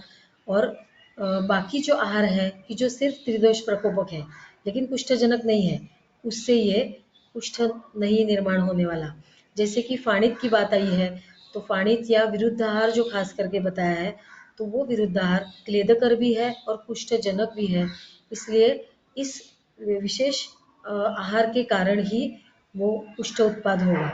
तो यदा कुष्ठ जनन हेतु व्यतिरेकेण, यानी कुष्ठ जनन हेतु छोड़कर अन्य वातादि विकृति अगर करने वाले आहार है, न तदा कुष्ठ उत्पादो भवति, किंतु विसर्प उत्पाद, यानी विसर्प और इससे वो भेद बताते हुए बताया है, उन्होंने ये थोड़ा सा यहाँ पर बताया है। जैसे मत्स्य है पित्त कफ प्रकोपक, फाणित कफ प्रकोपक, और त्रिदोष प्रकोपक लकुच फल जो है वो कुष्ठजनक खास करके यहाँ पे बताया है। अब चिकित्सा अगर हम देखेंगे तो कुष्ठ की चिकित्सा में हमारा उपादान क्या था, तो शिथिल त्वचा। उस शिथिल त्वचा को मिटाना ये हमारी चिकित्सा है। इसलिए शोधन में हमें देना है वमन, हमें देना है विरेचन, और दूसरी बात आती है रक्तमोक्षण। तो जैसे रक्तमोक्षण से बहुत सारा अर्ध चिकित्सा है, तो जितने दोष वहीं पर लोकल रक्तमोक्षण वहाँ पे हम पहला करते हैं, तो जितने स्थानम अधिगम्य ऐसे उस शिथिल त्वचा में जितने दोष हैं उस उतने दोषों को रक्तमोक्षण निकालता है। ये दोनों बातें भी वमन निरेचन निकालती है। तो त्वक शैथिल्य करने वाले कौन से आहार है, जैसे कि अम्ल रस है वो हमें बंद करने हैं, क्योंकि अम्ल रस जो है वो त्वचा में शैथिल्य निर्माण करता है। तो कौन सा रुग्ण आया है, उसका आहार क्या है और उसका उपादान कारण क्या है, उसका शरीर कैसा है, वो देखकर ही उसे हमें इस प्रकार से आहार विहार हम डाइट के रूप में बता सकते हैं। जैसे दुग्ध विकृति जो है वो हम कुष्ठ वाले व्याधियों में अवॉइड करते हैं, क्योंकि वो भी क्लेदकर है और यहाँ पर जाकर वो त्वचा में विकृति निर्माण कर सकता है। फर्मेंटेड फूड जो है वो इसी प्रकार से दोष दुष्टि करने वाला है। तो हमें अभी करना क्या है, तो त्वक दार्ढ्यकृत जिन चीज़ों के वजह से त्वचा में दार्ढ्यता आएगी, तो शिथिल त्वक के अपोजिट जितना भी त्वचा में दार्ढ्यता लाने वाला जितनी भी चिकित्सा है वो सारी हमें वहाँ पे करनी है। हमने कुछ खास लेप देखे हैं चरक में कि जो कि वहाँ से विस्रावण करते हैं। तो कुछ ऐसे सख्त ऐसे जो कुष्ठ है जिनमें बहुत स्त्यानावस्था आई है दोषों को, तो सबसे पहले वहाँ से दोषों को लोकली हटाते हैं, जिसे हम ये वमन विरेचन से हटाते हैं सार्वदेहिक। वैसे त्वचा से भी हम ऐसे लेप लगाकर, जैसे करवीर बताया है, करवीर का मूल, तो ये ऐसे सख्त ऐसे कुष्ठों में से ये इनके लेप से या गोमूत्र के प्रयोग से गोमूत्र ये माध्यम में मिलाए हुए जो लेप है उनके लेप से वहाँ उस जो स्थानम अधिगम्य ऐसा अंदर जो छिपे हुए दोष है उनको हम पहले विस्रावण करते हैं। जब वो दोष वहाँ से पहले निकल जाते हैं, तो निकलने के बाद की अवस्था हमें ये त्वक दार्ढ्य जो शैथिल्य है वो हमें मिटाना है। तो इसके लिए रुग्णों को हमें ये जो विदाई आहार है या फर्मेंटेड फूड है वो हमें पहले बंद करना है। और त्वक दार्ढ्य करने वाला फिर हमें यहाँ पे क्या देना है, तो कषाय रस। तो जैसे कि खदीर जो है वो खदीर कुष्ठघ्न में सबसे श्रेष्ठ है ऐसे हमने पढ़ा है।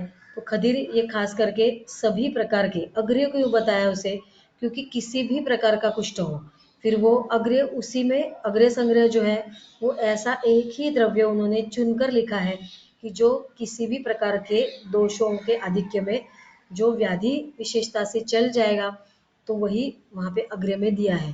तो जैसे खदीर है जो कषाय रस का है, कषाय रस के कारण पहले हम शोधन करेंगे और फिर खदीर रस का जो सेवन करेंगे, जिस खदीर रस से क्लेद कम होगा और त्वक दार्ढ्य हमारा अपने आप हो जाएगा।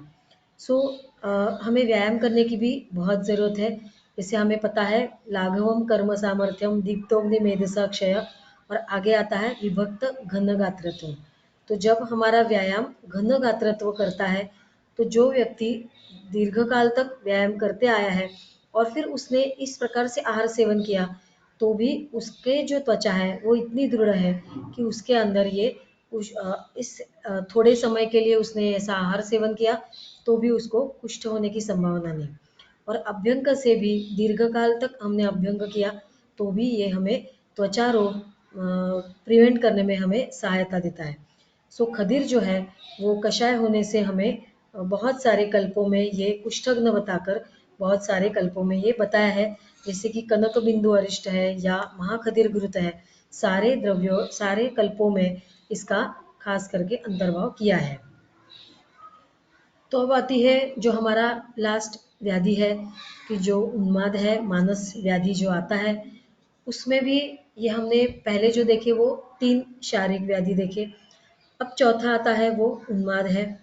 अब इसमें भी वही बात आती है, आचार्य ने जो निदान स्थान में जितने भी बातें बताई है वो बहुत ही आपको स्पेसिफिक बताई है और उसमें बताया है पुरुषाणाम एवं विधानम, यानी इस प्रकार के पुरुष। सभी प्रकार के पुरुष में आहार विहार देकर उन्माद नहीं होगा, तो एवं विधानम, इसी प्रकार के पुरुष में उन्माद होने वाला है। कौन से वाले पुरुष है तो देखते हैं। पुरुषाणाम एवं विधानाम क्षिप्रम अभिनिवर्तन्ते। क्षिप्रम, ऐसे लोगों में ये जल्दी से, इसी प्रकार के पुरुष में ये होता है। तद यथा, कौन से वाले तो इस प्रकार से भीरूणाम। तो उन्माद भी दो अवस्था में, दो उसके जो हेतु है उसका हमने क्लासिफिकेशन किया, तो वो भी इसी प्रकार से दो अवस्था में या दो रूप में आते हैं। जैसे एक पहला आता है जो उपादान कारण, यानी सबसे पहले उसकी मानस स्थिति। अब ये मनोविकार है, तो जिस व्यक्ति की मानस स्थिति बहुत बुरी है, उसी व्यक्ति ने अगर ऐसा आहार विहार किया तो ही उस व्यक्ति को ये उन्माद हेतु होगा।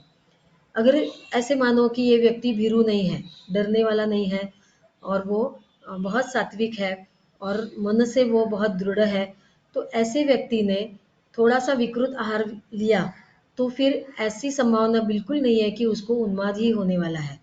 क्योंकि उन्माद हेतु में एवं विधानम ये सबसे पहले बताए। हम लोग तो देखते हैं कि कितने सारे लोग इस प्रकार से आहार विहार करते हैं मिथ्या, जो इस लिस्ट में बताया गया है। ऐसा आहार विहार बहुत सारे लोग करते हैं, लेकिन क्या सबको उन्माद है तो नहीं है। क्योंकि आचार्य ने यहाँ पे जो बताया कि भीरुणाम उपक्लिष्ट सत्वानाम, जिनका सत्व जो है उपक्लिष्ट है, जिनका मन जो है वो रजतम से भरा हुआ है, तो ऐसे लोगों ने ये जो है ये पहले उपादान कारण आता है। भीरू रहना उपक्लिष्ट सत्व है। अब ये दूसरी बात आती है उत्सन्न दोषाणाम। उसमें ये उत्सन्न दोष यानी जिनमें रजतम ज़्यादा है, ऐसे लोगों में अगर आहार विहार ऐसा किया कि जो दोषवर्धक है, समल विकृत उपहितानि अनुचित आहार जातानि। अब अनुचित आहार तो बहुत सारे लोग लेते हैं, लेकिन सारे उपक्लिष्ट सत्व नहीं है। वैषम्य युक्तेन उपयोग विधिना उपयुञ्जानां तंत्र प्रयोगमपि विषमम् आचरताम्, अन्याश्च शरीरचेष्टाः विषमाः। तो इस प्रकार से उपक्षीण देहानाम, वापस ये जो शरीर है वो कैसे है तो उपक्षीण देह है, उनका शरीर थोड़ा सा उपक्षीण है, और उन्होंने ये तंत्र प्रयोगम अपि विषमम आचरता, यानी पंचकर्म का भी प्रयोग ठीक से नहीं किया, और जो भी कुछ वो सत्वावजय चिकित्सा या ऐसे कुछ करने वाले हैं तो वो भी चिकित्सा ठीक से नहीं की। विषमम आचरताम अन्याश्च शरीर चेष्टा विषमा। तो जहाँ पर नहीं जाना है हमें, ऐसे जगह पे जाने वाले, जो त्याज्य जगह है ऐसे जगह जाने वाले ऐसे लोग, और इन अलग अलग कारणों के वजह से जिनका मन अब उपक्लिष्ट है, ऐसे लोगों में व्याधि वेग समुद्र भ्रमिता नाम उपहत मनसाम, जिनके मन जो है वो अब वीक है, क्षीण है या उपहत है, ऐसे लोगों में जिनमें लगातार, यानी वापस आपने पेशेंट की अगर हिस्ट्री ली तो बहुत वर्ष से उन्होंने ये सारे जो मानसिक भाव है ये इनमें बहुत वर्ष से छिपे हैं, जैसे क्रोध, लोभ, हर्ष, भय, मोह, शोक, चिंता, यानी उनका जीवन बहुत वर्ष तक दुखायु ही रहा है, तो उनके शरीर, उनके जीवन में बहुत दुख आए हैं। तो ऐसे वेगों के चित्तोद्वेग को हर बार कुछ किसी ना किसी संकट का सामना करना पड़ रहा है, जिनसे उनको चित्तोद्वेग है, ऐसे लोगों के अभिघाताभ्याम। अब ये अभिघात किसका है तो ये दोषों का अभिघात है।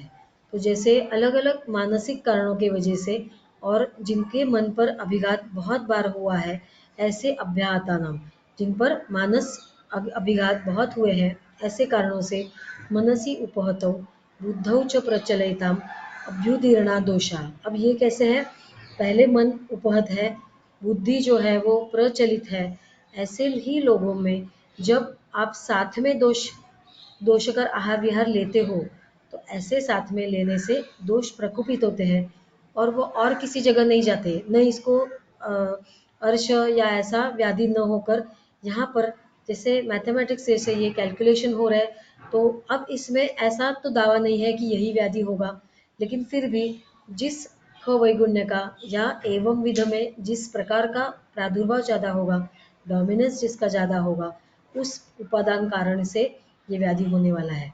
तो मनोवाहनी श्रोताओं से आवृत्य जनयन्ति उन्मादम। तो मनोहर स्रोतस्सों को आवरण करके यहाँ पे उन्माद होने वाला है। अब ये तो सारा आप जानते हैं, मैं इसे अब दोहराने नहीं वाली हूँ। उपहितानि समल विकृत उपहितानि, तो तंत्रम शरीरम तस्य परिपालनार्थम सद्वृत्त उक्तः प्रयोग। तो सद्वृत्त में जो लगातार नहीं है, देखो यहाँ पे सद्वृत्त का महत्व बहुत है, और सद्वृत्त पालन नहीं किया, बहुत अपने मर्जी से बहुत ही प्रकार का गलत ऐसा लोगों के साथ बर्ताव किया है, तो इस कारणों के वजह से बहुत वर्ष तक इस कारणों के वजह से थोड़ा सा रज और तम बढ़ने वाला है। इन सारे कारणों से ये चिंता भय ये सब रहता है, और उससे ये जो मन है वो निश्चित ही थोड़ा सा विकृत होगा, और उसमें वो आहार विहार के जो मिथ्या आहार विहार के दोष है वो निश्चित ही वहाँ पर जाकर उन्माद व्याधि निर्माण करेंगे। तो उपहत मनसाम इति संबंधते भूय इति पुनः पुनः, यानी बार बार होने की ये आवश्यकता है। अब उसकी चिकित्सा हम देखेंगे तो सबसे पहले दोषों का हमें शोधन करना है, जैसे कि वमन विरेचन है, तो उसके साथ में ये तर्जन त्रासन ये सारी चिकित्सा करनी है। तो इससे क्या होगा, मन को हम प्रकृति मनः, तो विस्मृते हेतु हो नयंती प्रकृति मनः, ये जो चिकित्सा है इसके कारण से वो जो मन पूरी तरह से जो डेविएट हुआ है वो शायद अपने शरीर की चिंता करेगा, और दोषों का शोधन तो ज़रूरी है ही, लेकिन उसके साथ ये भी मानस चिकित्सा की वहाँ पे ज़रूरत है। तो अलग अलग प्रकार की यहाँ पे चिकित्सा दी है कि जो मन के लिए अच्छी है। तो आपका जो विशेष टारगेट एरिया है वो है मन, तो इसके लिए कल्याण घृत तो और बुद्धि स्मृति करम, इस प्रकार से जो है महापैशाचिक घृत, लशुनादि घृत, ऐसे बहुत सारी जो रेंज बहुत बड़ी दी है कि जिसमें मन के ऊपर जो आवरण है रजतम का उसका शोधन करेगी, और साथ में इसमें ऐसे गोद गाय की जो पंचगव्य है उसका प्रयोग है कि जो गाय सात्विक है उसके कारण शायद ये सारे जो मन के विकार है वो दूर होने में मदद होगी। तो अब ये एक दो प्रकार के, अब जो जितना मुझे सबसे पहले प्रायोगिक रूप में कहना था वो तो मैंने कह दिया, लेकिन इसमें अब और थोड़ा सा छोटा सा जो पार्ट रह गया है वो यहाँ पे अब मैं आपको बता रही हूँ। जैसे कि दो प्रकार के हेतु है हमारे, जो कारण है सन्निकृष्ट और विप्रकृष्ट। तो ऐसा नहीं कि ये कारण सिर्फ सन्निकृष्ट हो, कभी कभी ये कारण बहुत सारे विप्रकृष्ट भी रहते हैं। तो जैसे कि ये अब जो हमने देखे अब तक वो इस शरीर के यानी जन्म के बाद हमने देखे हैं कि इतने सारे आहार विहार है, और ऐसा ही आहार लेने वाला लगातार ऐसा ही विहार लेने वाला, जैसे कि कुछ बताया है कि गुरु भोजन खाने के बाद नींद लेने वाला, या दिवा स्वाप करने के बाद पित्त कर आहार लेने वाला, ऐसा जो अलग अलग प्रकार का कॉम्बिनेशन है वो सारा ऐसा ही आहार ऐसा ही उसके बाद विहार, ऐसे सारे जो उपादान ऐसा ही उपादान कारण, और उसमें ये जो इस जन्म के बाद बताया है उसके साथ साथ कुछ हेतु बताया है कि जो बहुत विप्रकृष्ट है। जैसे कि ये जो बीज दोष है तो बीज दोष तक ये उपादान कारण वैसा ही बना रहता है। तो जैसे दैव बताया है बहुत जगह पे, तो आप सारे वैद्य हो तो आपको कर्मफल सिद्धांत तो पता है कि जहाँ पर दैव और यदृच्छा, दैव या यदृच्छा और कर्म, ये जो दो बातें आती है तो ये दोनों जो है वो विप्रकृष्ट हेतु है। तो इतने ऐसे वाले कर्म जिसके हैं ऐसे, और बीज दोष जिसमें है ऐसे व्यक्ति में, यानी ये उसका हो गया उपादान कारण, और ऐसे इस पर उसने ऊपर से आहार विहार किया तो निश्चित ही उसके संतान में ये सारे व्याधि आगे आने की संभावना ज़्यादा है। तो जैसे कि इनफर्टिलिटी है, वंध्यत्व और श्वित्र, ये जो दो व्याधि है उसमें इसी प्रकार से विप्रकृष्ट ये उपादान कारण हमें या हेतु हमें बहुत गौर से दिखता है कि जो कि उसका उपादान कारण ऐसा शरीर है कि जो गए जन्म से लेकर अब वो हमारा शरीर उपादान कारण के जैसा बन चुका है। तो उसके लिए पहले से ही शरीर ऐसे यानी वो आत्मा इस प्रकार के कर्मफल भुगतता हुआ ऐसा शरीर ये हो गया उसका उपादान कारण। और अब उसने किया गया आहार विहार ये वापस जो हमारा गर्भाशय है या शुक्र है उसकी वापस से वो विकृति करने वाला आहार विहार। तो कभी कभी ये दोनों ब्लेंड के रूप में या संयोग के रूप में हमें दिखते हैं। तो ऐसी बात जब है तब इस जन्म में लिया हुआ माता पिता का विकृत आहार विहार ये तो है ही, मगर उसके पहले यानी ये तो सत्कार्यवाद के अनुसार ऑलरेडी है, लेकिन उसके पहले रहा हुआ उपादान कारण यानी जो हमारे आत्मा से संलग्न ये जो शरीर है वो इस प्रकार से कर्म से बंधा हुआ होने के कारण से हमें दोनों प्रकार की चिकित्सा यहाँ पे करनी पड़ती है। तो जैसे दैव के बारे में बताया है, भगवन यत अपत्यानाम मूलम नार्या परम नृणाम तद विघातो गदश्येसा आसाम क्रियते योनिमाश्रितैः तद विघात इति अपत्य कारण विघाता। तो जैसे कि मिथ्याचार तो हो गया यानी वो इस जन्म में किया हुआ मिथ्या आहार विहार है, ताहा स्त्रीणाम प्रदुष्टेन आर्तवेन च। तो इसके कारण वो आर्तव में या गर्भाशय में विकृति आती है। और क्या विकृति है उसकी, तो जायन्ते बीज दोषाच्च।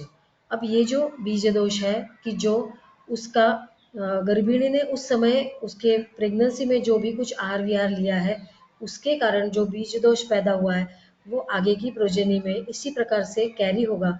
तो ऐसा कैरी करने वाला जो बच्चा है जो फिटस है वो और ही ज़्यादा उपादान कारणभूत बन जाता है। और एक उपादान कारण जैसे दैव बताया है वो अलग अलग तीन चार कारण उन्होंने यहाँ पे आचार्य ने बताया है। तो इतने सारे कारणों का हमें एक साथ विचार करना है। तो दैवम तो सर्वत्र एव साधारण कारणम विशिष्ट दृष्ट कारण अदर्शने सति कार्य दर्शनात् उन्नयम। तो ये जो दैव है ये तो हमें दिखाई नहीं देगा, जैसे हम आहार विहार देखते हैं, लेकिन दैव ये अदृष्ट है तो इस प्रकार से कार्य दर्शन से ही हमें समझेगा। तो जैसे ये त्रिगुणात्मक प्रकृति है वो हमें बीज स्वरूपिणी दिखती तो नहीं है, लेकिन हम उसका एजम्पशन कर सकते हैं किसको देखकर, तो उस प्रकृति से जो सारे विकार आगे के हो गए पंचमहाभूत और सृष्टि निर्माण हो गई है वो देखकर हम जिस प्रकार से हम पहली वाली प्रकृति है ऐसा एज्यूम करते हैं, उसी प्रकार से ये दैव यानी सारी प्रकार की चिकित्सा देकर भी अब ये चिकित्सा सफल नहीं हो रही है और किसी विशिष्ट व्याधि में उसका कारण ये दैव है ये हमें दिख रहा है। तो इस प्रकार के दैव युक्त वो ये जो व्यक्ति है वो ऐसा उपादान कारण से निर्माण यानी उसका बन गया है। अब जाते जाते ये व्याधि निर्मिति का कारण एक है कि इसी प्रकार का ये जो कैलकुलेशन मैं यहाँ पे आपको बता रही हूँ, तो यह खलु निदान दोष दुष्य विशेषभ्यो। तो इसी प्रकार का निदान ऐसे ऐसे बड़े हुए दोष ऐसे विसृप्ति म्लवते के जैसे बने हुए दुष्य इनका जो विशेष है, तो इन सारे चीज़ों का जो परमिटेशन कॉम्बिनेशन है उसके कारण जो प्रतिविशेषा भवंती उसके कारण बहुत प्रकार के व्याधि यहाँ पर निर्माण होंगे। तो जैसा इनका संयोग है जैसा इनका ब्लेंड है उसके अनुसार आपको उसी प्रकार से कार्य मिल जाएगा। तो यदा ही एते त्रयो निदानादि विशेषाः परस्परम न अनुबध्नाति अथवा काल प्रकर्षात् अबलियांसो अथवा अनुबध्नन्ति न तदा विकार अभिनिवृत्ति।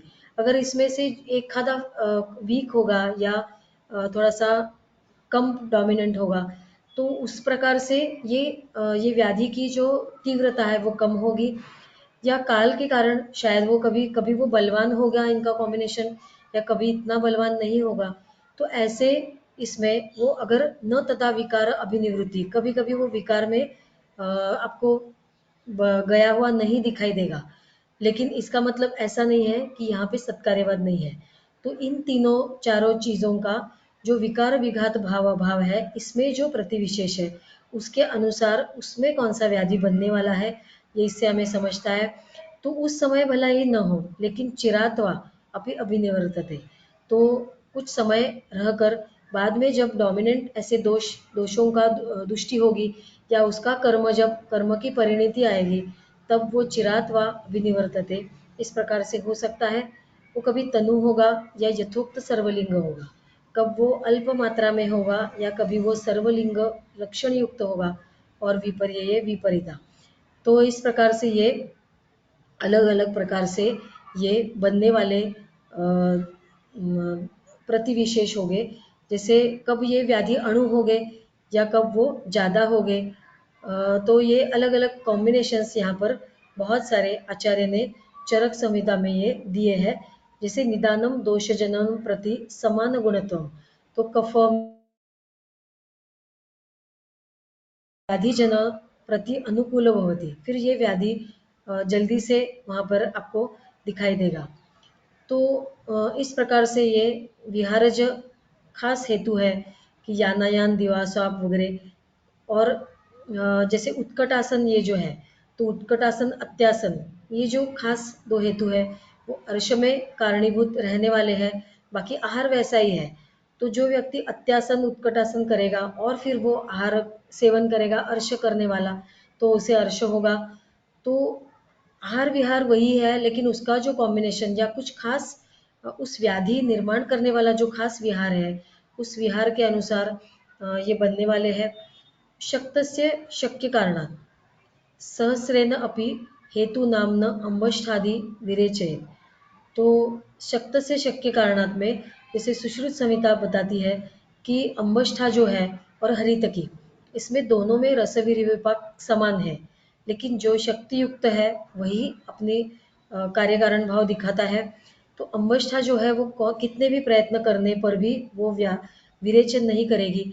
तो जिसमें पोटेंसी हो, जिसमें वो शक्ति हो, वही वो उपयुक्त जो हमें एक्सपेक्टेड कार्य है वो करती है। तो जैसे पाठा या अम्बष्ठा है वो विरेचन का कार्य नहीं कर पाएगी।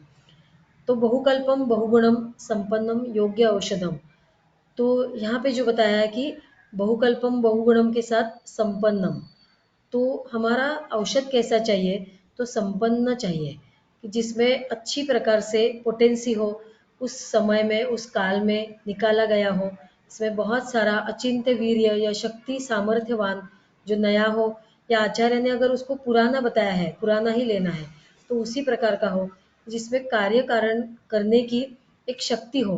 तो इस प्रकार से शक्तस्य शक्य कारणात्, तो ऐसे ही पोटेंट जो औषधि है वही काम करेगी। अगर पुरानी औषधि है और अब उसमें वीर्य नहीं है, तो वो हमारा जो एक्सपेक्टेड कार्य कारण भाव है वो नहीं दिखा पाएगी। तो इस प्रकार से मैंने सारे जो मुझे जो सत्कार्यवाद जो है वो सारे भाव मैंने आपको बता दिए हैं। तो ऐसा नहीं है कि सत्कार्यवाद ये सिर्फ एक सांख्यों ने बताया है और सिर्फ वो प्रकृति पुरुष इतना ही जानने के लिए है। तो ये जो सांख्य दर्शन है, तो जैसे चरक संहिता की दार्शनिक पृष्ठभूमि है, इसने ये अच्छी तरह से अपनाया है बहुत जगह पे। ये यानी जैसे ऐसे देखोगे तो पूरी चरक संहिता जो है वो निदान स्थान हो या उसका चिकित्सा स्थान हो, हर एक जगह पे इसी प्रकार से हमें कार्य कारण भाव दिखाई देता है। और हमें वो चिकित्सक की जो परफेक्शन है तो उसकी तरफ ही वो लेके जाता है कि जितना भी आप उसके निदान है, चिकित्सा की विशेषता है या अवस्था है, जितनी आप जानोगे उतने कारणों को नष्ट करने वाला जब आप चिकित्सा देते हो तो आपको वो लाभ मिलता है। तो जैसे न असतः विद्यते भावा न अभाव विद्यते सता, उभयोपि दृष्टा अंतः अनयो तत्वदर्शिभिः।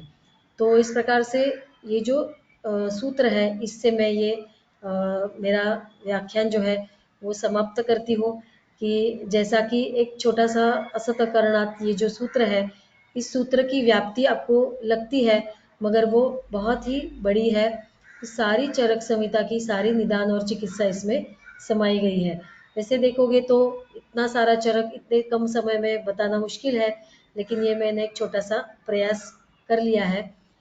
तो मैं वापस से मेरी तरफ से आयोजक जो है परम आयुर्वेद, उनको धन्यवाद देती हूँ कि नए वर्ष का ये जो पहला पुष्प है वो मेरे तरफ से मेरे व्याख्यान के रूप में मुझे ये अवसर मिला मेरे सारे विषय प्रस्तुत करने का। और उसी के साथ मैं वैद्य सारिका भुजबल और महेश भुजबल जी, इनका आभार प्रदर्शित करती हूँ। और साथ में सचिन कुलकर्णी सर का और संहिता विभाग का भी, भारतीय विद्यापीठ के संहिता विभाग का भी मैं आभार प्रदर्शित करती हूँ कि जिन्होंने मेरा सहयोग दिया है। धन्यवाद।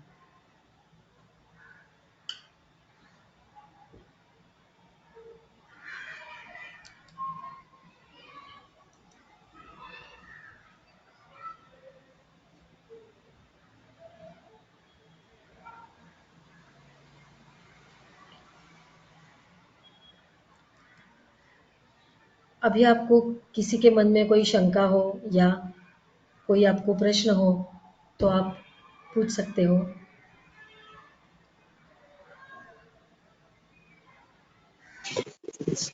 नमो नमः।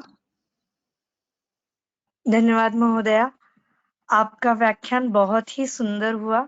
बड़ी सरलता से आपने एक महत्वपूर्ण सिद्धांत एवं चिकित्सा में जिसका सदा और हर सूत्र में नित्य प्रयोग होता है, ऐसे सत्कार्यवाद के बारे में सजगता से और संपूर्णतया मार्गदर्शन किया है।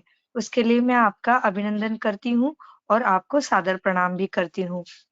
तद्विद्य संभाषा अपने आप में ही एक परम मेद्य है और आप जैसे ज्ञानी गुरुओं के द्वारा अध्यापन करने की वजह से अनेक वैद्यों में इस ज्ञान की प्राप्ति होती है और उस ज्ञान का चिकित्सा में सजगता से प्रयोग करने की वजह से चिकित्सा आशु फलदायी बनती है और यही इस तद्विद्य संभाषा का उद्देश्य एवं ध्येय है। तो मैं पुनश्च आपको धन्यवाद देती हूँ। उपस्थित वैद्यों में अगर इस व्याख्यान के बारे में कुछ भी शंकाएं हैं तो आप जरूर पूछ सकते हैं।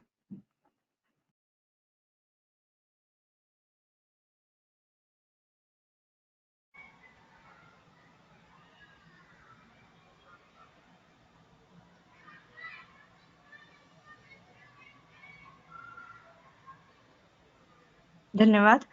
यही व्याख्यान परम आयुर्वेद के यूट्यूब चैनल पे लाइव स्ट्रीमिंग हो रहा है, तो बहुत सारे वैद्य आगे चल के उनकी समय की उपलब्धि के अनुसार इस व्याख्यान का लाभ उठाते हैं। तो भविष्य में भी इस व्याख्यान के रिगार्डिंग अगर कोई भी प्रश्न उपस्थित होता है तो मैं महोदया आपको जरूर सूचित करती हूँ। अभी आपकी अनुमति से इस पुष्प को हम यहीं पर विराम देंगे और आपसे ऐसे ही जुड़ते रहेंगे। तब तक के लिए पुनर्मिलामः। धन्यवादः। धन्यवाद।